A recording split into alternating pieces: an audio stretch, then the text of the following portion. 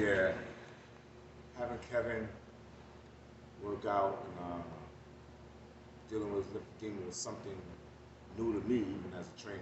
But watching them struggle with everyday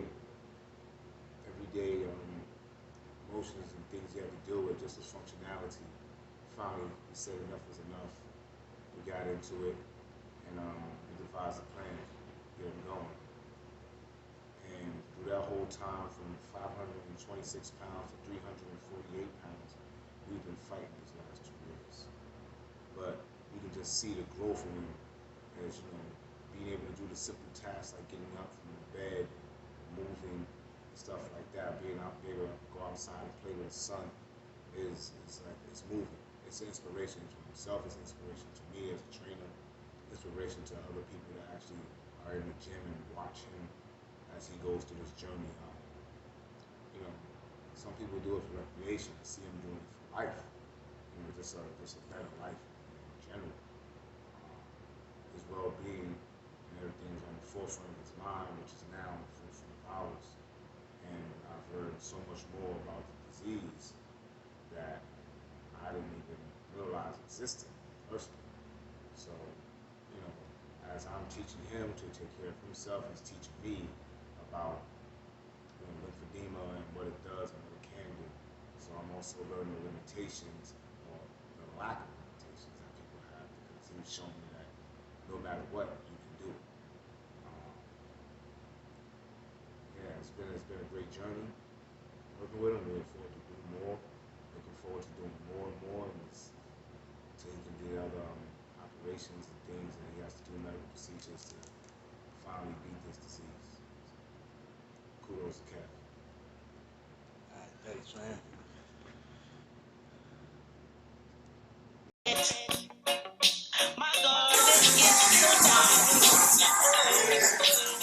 Nice. Come on, King. That's right. That's how you work.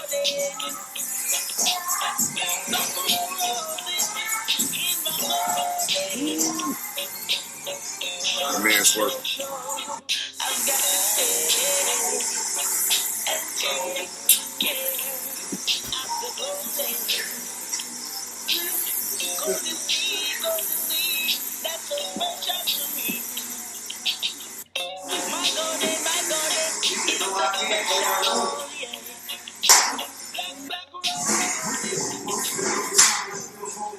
Let's go, K. Let's get it, K. That's right. Turn that trunk. Let's go. Let's twist. Keep the maps tight. Finish like a warrior.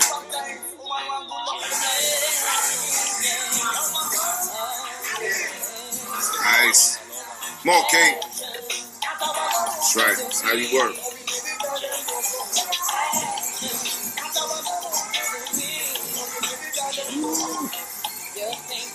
My man's working.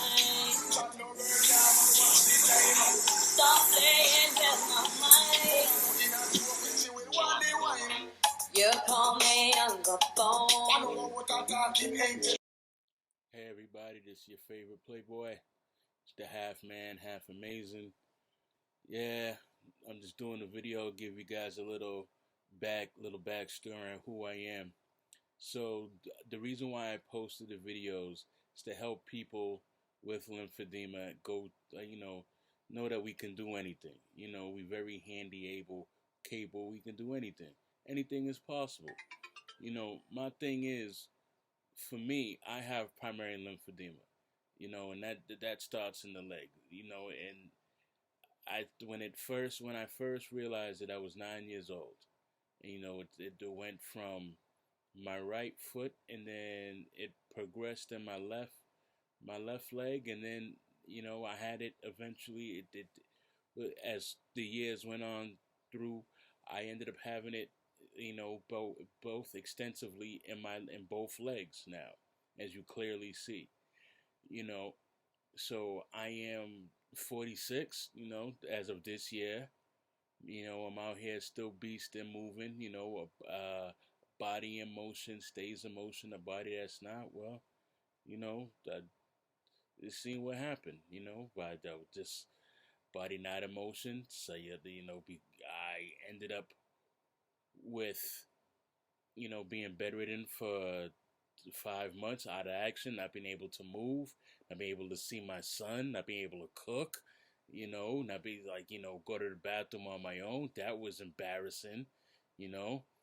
And then now, I'm out here every day, moving, going to the gym, going to, going to physical therapy, strength training, squats, walking, a lot of walking, with weights, kettlebells, it's a lot, it's never ending. It's not an easy thing, but it can be done. It has to be done. It's just a way of life, is how I see it, and how it became, so prior to this, like I said, I've always had lymphedema, but the thing is, for me, it became, yeah, see, those are the walkers on the side there, haha. But what it turned out for me is that I took it for granted. I didn't respect the lymphedema. I was angry with it. For all my bravado, like, bumps lymphedema, forget lymphedema. Sorry about that. Got to keep it clean for the kids. But just stay away from the lymphedema. That, you know, that was not a good thing. That, oh my goodness, it just wasn't good. Because then that led my anger, that led me to take just everything for granted, the walking, the driving, the cooking, being able to spend time with my son. I know I already said that, but that's a very, very important thing. I used to, that was one of the things, is that as I was getting older, I was like, I always said that I want to be able to chase my kid around, whether it be a male, whether it be a boy or girl. I just always wanted to be there for my child. And then here I was at this moment in time, not being able to. Him not being able to see me not being able to see him. Because that whole bedridden situation was the worst. Because I'm at home in my bed. This very bed here, I'm home. Can't get up. My son couldn't see me. I go from having him, all the time, to not being able to have him, not being able to see him, not being able to hang out with him, not being able to go to football games, not being soccer games. Just that was a lot. And then now, let me see if I can turn on this light. It's shining bright.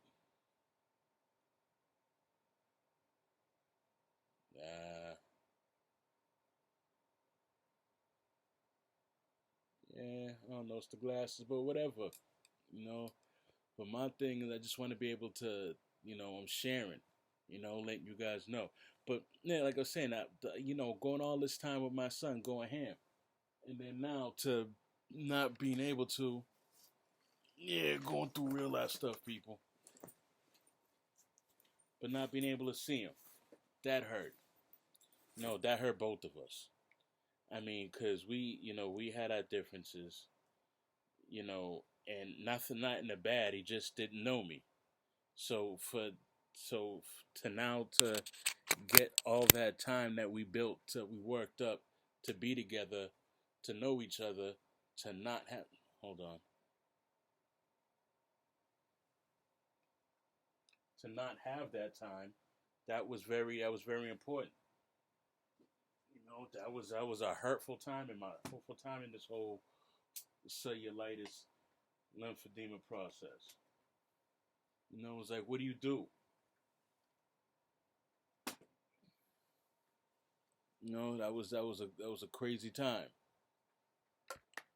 But anyways, like I was saying, so I started, like, let's go back in time, go back down this wormhole with the hero.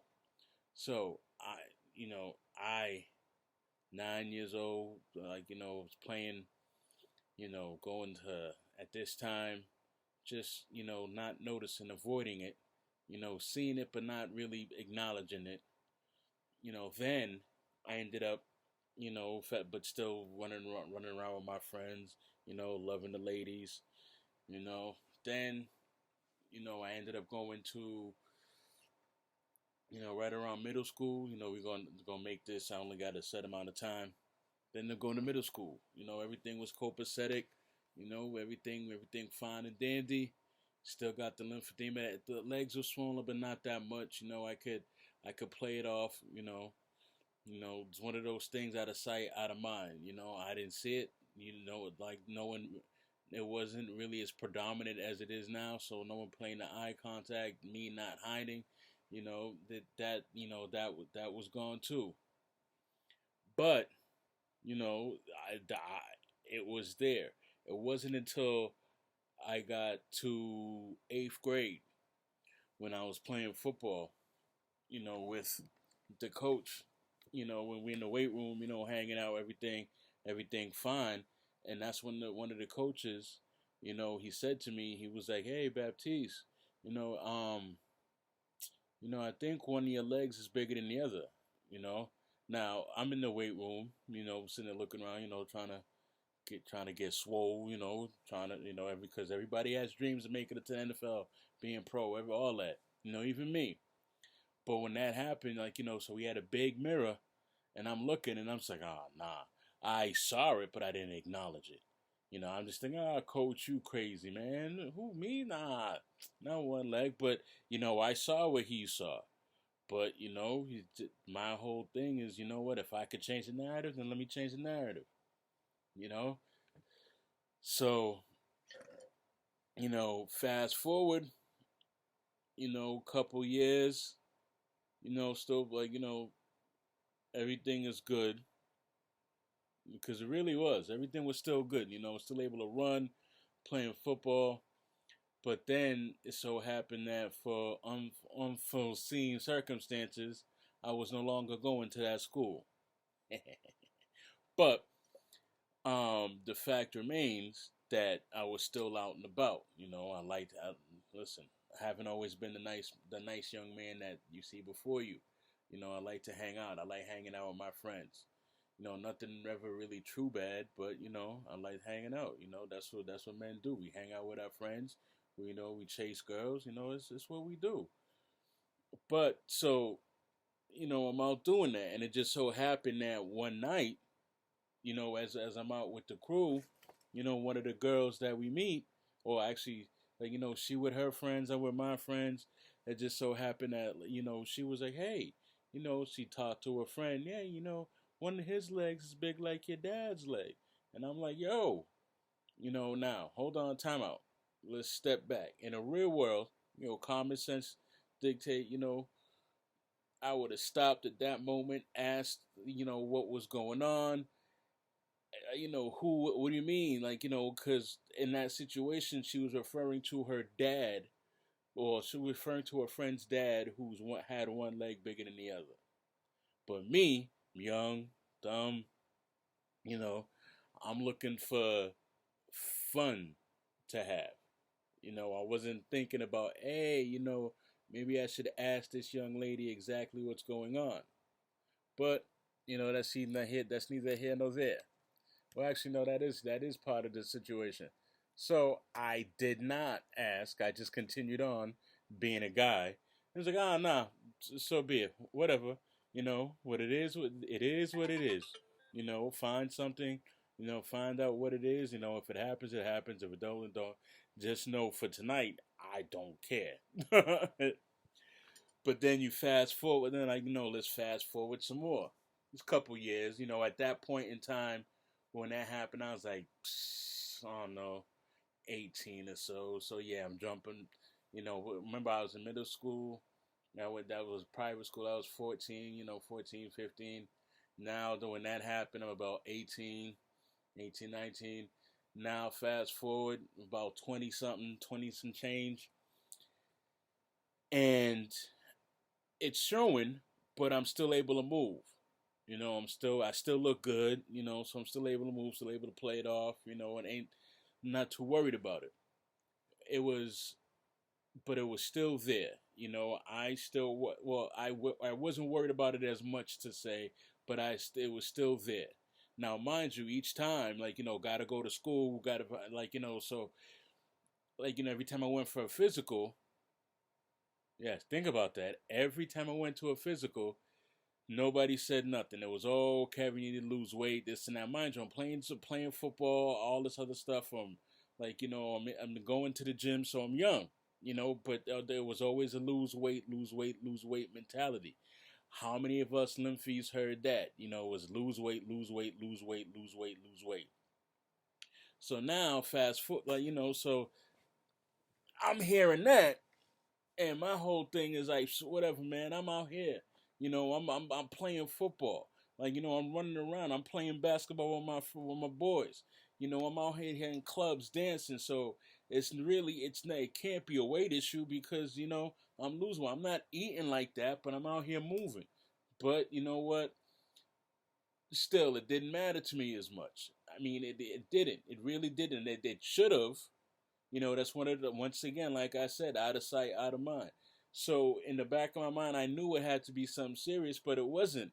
It wasn't until I stopped all the activities as I got older. So at this time, we're going to fast forward. I'm like in my I would say mid to late 20s, right? And when this happens, you know, that's when that's when the lymphedema starts kicking in for real, for real. Like, my legs go from, like, muscular tree trunks to real big tree trunks. Like, I mean, they like, yeah, big tree trunks. So mind you, so if you go check on my YouTube, if you look at the YouTube page now, you'll see the lymphedema with one of my old therapists, Jen. She's doing the work and the lobules and stuff like that. And it's crazy because I didn't have lobules way back when. It was just like, it was just my legs were big, and then so what, like, it was just big, no lobules. It wasn't until after the surgery that I got the lobules. But I digress. I'm jumping ahead. But let me go back. So, like, God, my mom, God rest her soul, that she was always pushing, like, we need to find out what this is. We need to find out what this is. We need to find out what this is.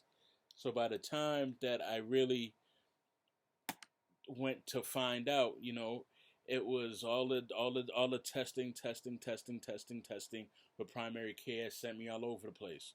To have dye testing, all this other stuff to find out, find out blood flow, what's blocking it, if anything's blocking it, all this other stuff, and there was really nothing, But then I ended up going to see vascular, and I went to vascular and I don't know, cosmetic surgeon, because my primary care at the time, he thought maybe it'd be a good idea just to do surgery, like, just to cut debulking surgery. And for those who don't know what the debulking surgery is, something they don't even do now, right? It's not a recommended thing that doctors do for people with lymphedema, right? But what it did is that it took out, so they cut my leg, my leg, like, if you look back on the video, hi Jen and hi Carmen,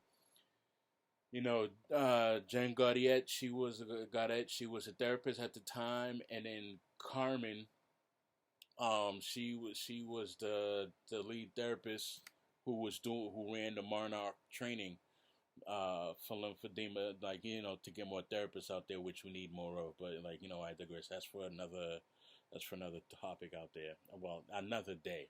I'll get into that. But please believe me, I'll get into that.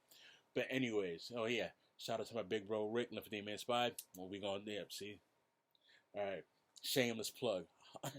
So that's our podcast, Lymphedema Inspired. But anyways, I digress. Let me go back. So the debulking process is when they take away, the skin tissue, and they tried to try to end fluid, and they wanted to make my legs smaller. Right now, the surgery worked, but it was the aftercare that didn't. So it's one of those situations I wish I knew then, or I wish they, in their minds, they wish they knew then what they know now, because the bandages, ace bandages, they lose their elasticity. So that was a definite no to Daffy in that one. The foams, that wasn't known of, or wasn't known to the masses. So I mean, that's one of the woulda, shoulda, coulda, but they didn't know, right? And then, you know, the amount of lymphatic, that manual lymphatic drainage, that wasn't known. Or once again, if they did know, it wasn't known to the masses, right? So those three things right there. So if I had the Compraline bandages rather than the Ace bandages, I would have been good. If I had the foam to go with the bandages, I would have been good. Because those are constant compression, which everybody knows. Where any form of lymphedema, you need the compression, because there being no cure, compression suppresses and helps to contain, right? And that's where I'm at right now. That's the stage I'm in right now, is just compression and contain, right? And then, the lymphatic, the MLD, the manual lymphatic drainage, that goes a long way, because that leads to the pushing the fluids and the lymphatic fluids in the skin and everything else, that's making it tender, because what happens is it tends to harden and swell up, right? So having them push, having Jen literally beat it up like a punching bag, or roll it like dough, knead it like dough, pushing it back in. That's what my therapist does now. I brought my brother and my nephew to see, they came and they saw. I actually had therapy today. As I recording this, at 8 o'clock this morning, I was just tired. I should have did it. I wanted to do it, but that's for what I woulda, shoulda, coulda. But that's something for another day. I'll record some of that and post that too. But anyways, that's what that's what it was. That's what Jen ended up showing me, what was the breaking down of meeting the lobules and so on and so forth. But anyways, I digress. We'll fast forward. But when I met, now mind you, up until this point, there was no name.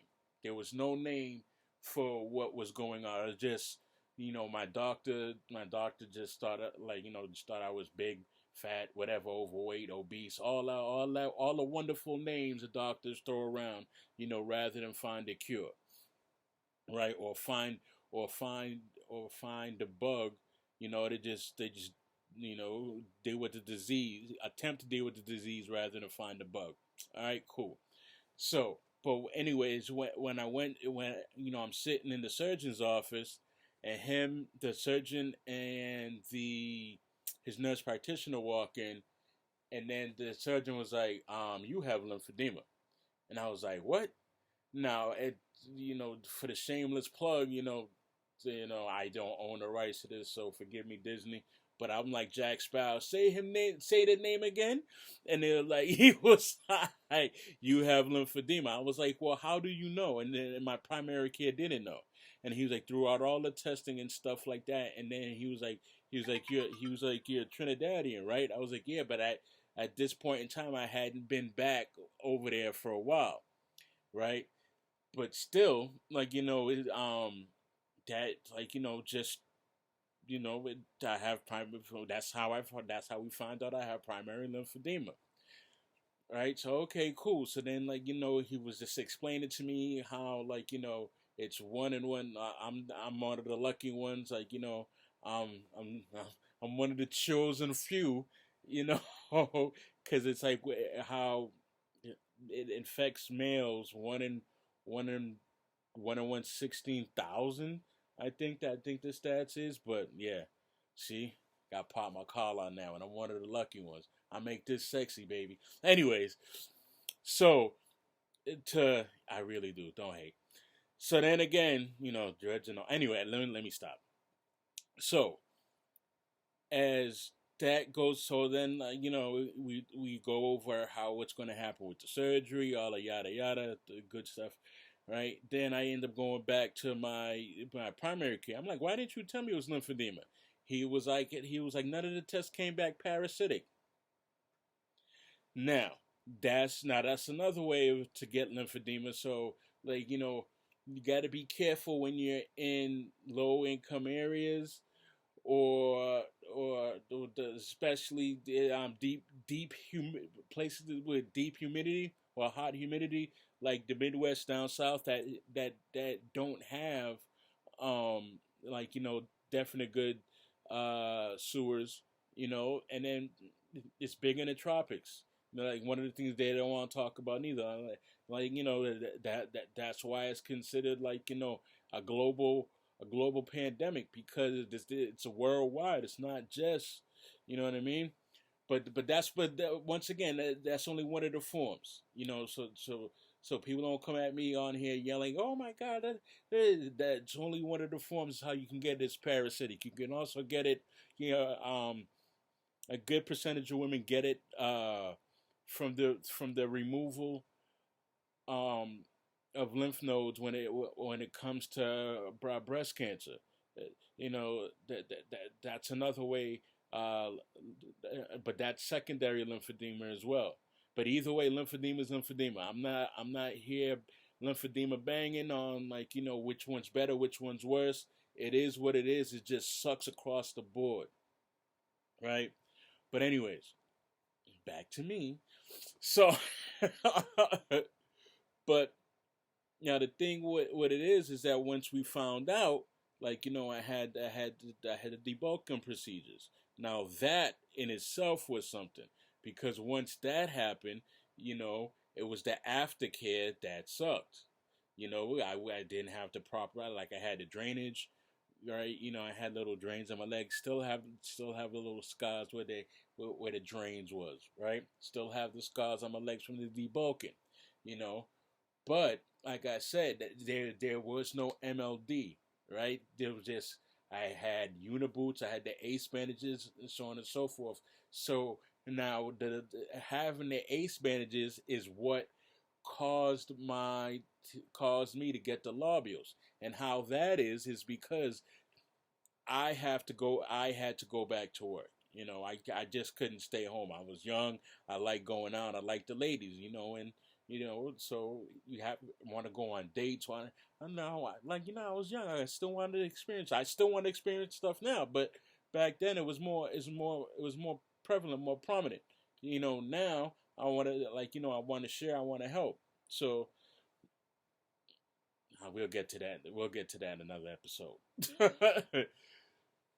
But the aftercare still, like I said, it wasn't the correct aftercare, at that point in time. So as I'm working, I'm doing security, I'm standing on my feet long periods of time. I had the ACE bandages which I stated previously, lose elasticity.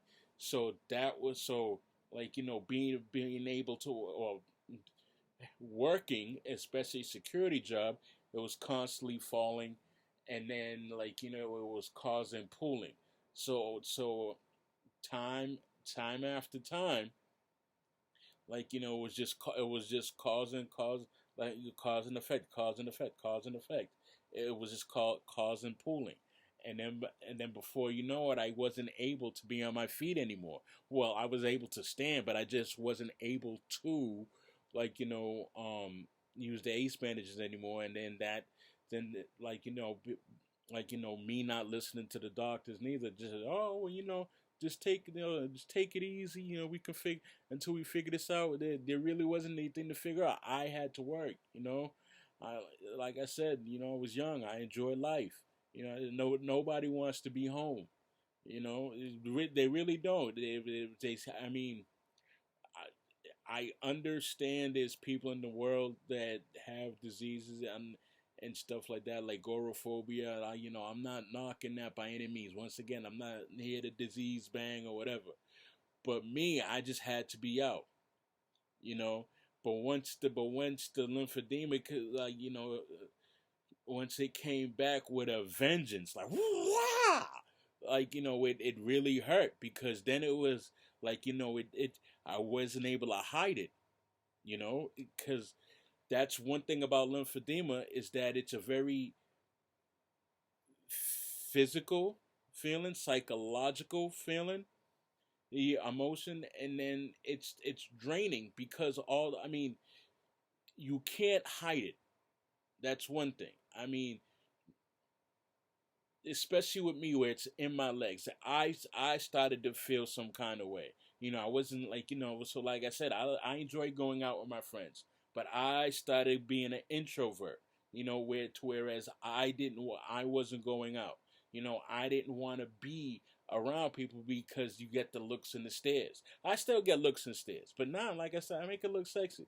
And then, like, so you can say what you want about it, like, but you're gonna say it walking, and then at that point, like, one or two things gonna happen. You're gonna be like, oh man, you're gonna like, oh man, look at that dude, man. He can stand to walk away from a sandwich or whatever. But then, like, it's gonna be like, well, look at that dude.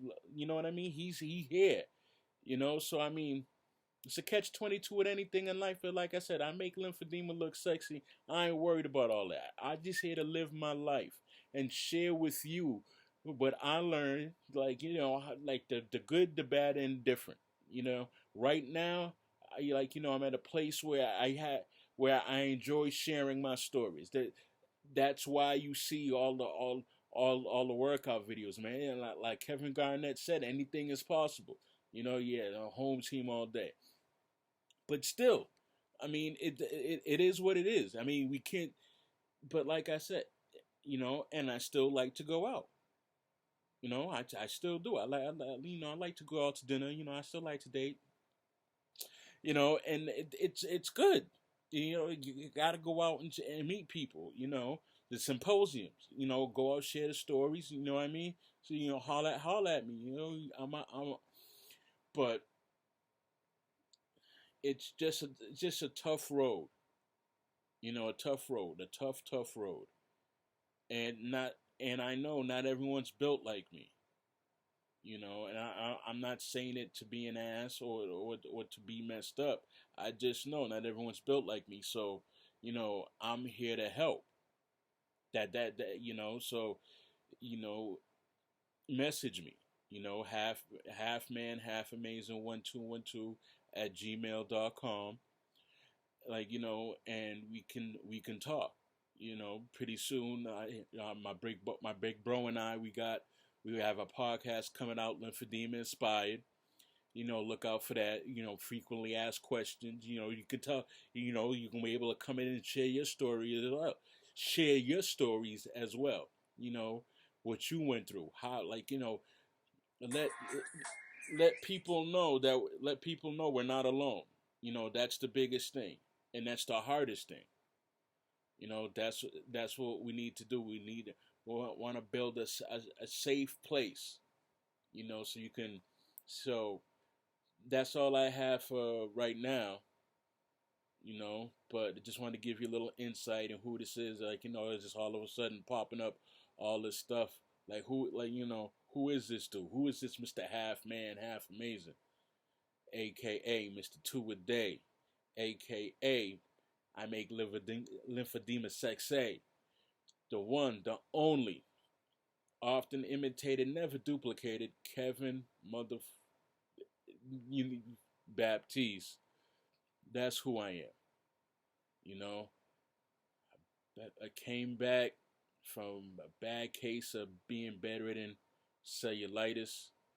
And it's not even, it wasn't even necessarily the lymphedema that got me. It was the cellulitis, which is an offshoot, of, really not taking care of myself. Like, just doing everything else, but not paying attention to the symptoms, And then with that, I lost precious time that I can't get back.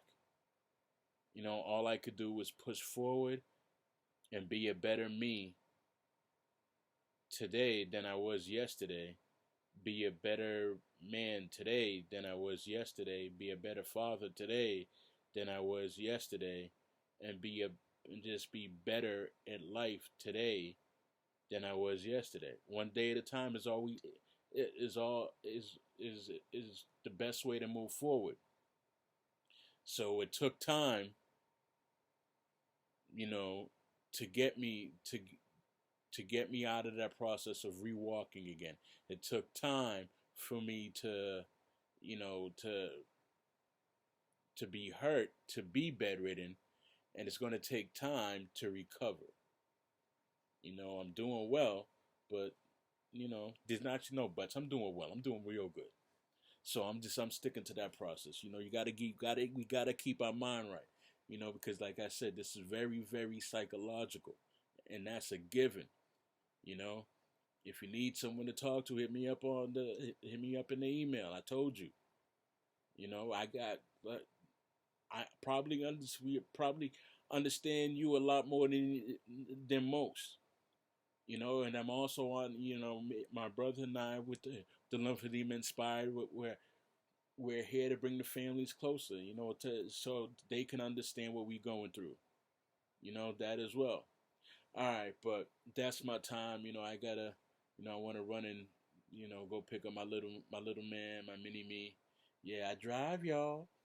But so yeah, go pick him up, come back, chill. You know, gotta do the the little dinner before Father's Day, chill with my little man before going to my brothers. You know, Chrisfit Beast Movement. Yeah, you see a lot of him. He like he's the voice behind the let's go, Kev. You got this. Yeah. Between all of he man behind the camera and behind the motivation in the gym. In and out the gym.